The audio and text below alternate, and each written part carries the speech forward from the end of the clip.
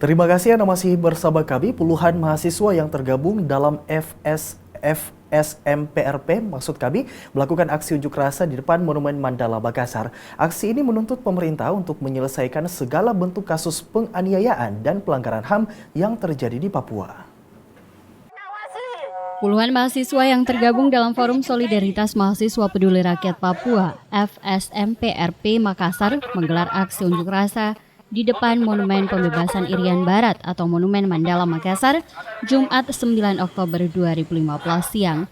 Mereka mengutarakan bahwa di Provinsi Papua dan Papua Barat tidak adanya prinsip Bhinneka Tunggal Ika dan Pancasila sebagai dasar negara yang berhukum dan berdemokrasi.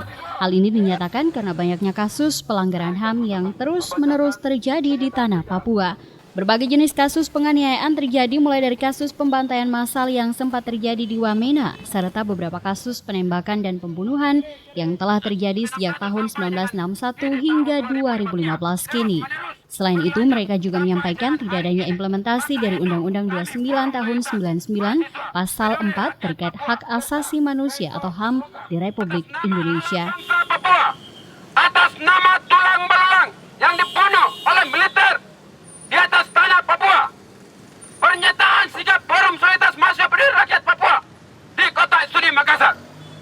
Mengingat dengan landasan negara Republik Indonesia, Bhinneka Tunggal Ika dan Pancasila sebagai negara hukum dan demokrasi.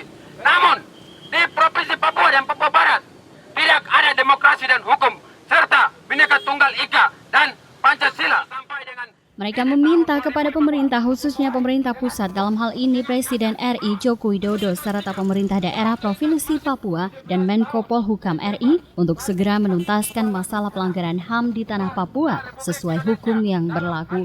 Selain itu, mahasiswa Peduli Rakyat Papua juga meminta agar pelanggaran HAM tersebut segera dibawa ke ranah hukum dan membuka ruang demokrasi seluas-luasnya di atas tanah Papua, mulai dari Sorong hingga Merauke. Dari Makassar, Fitriana Sari, GoTV memberitakan.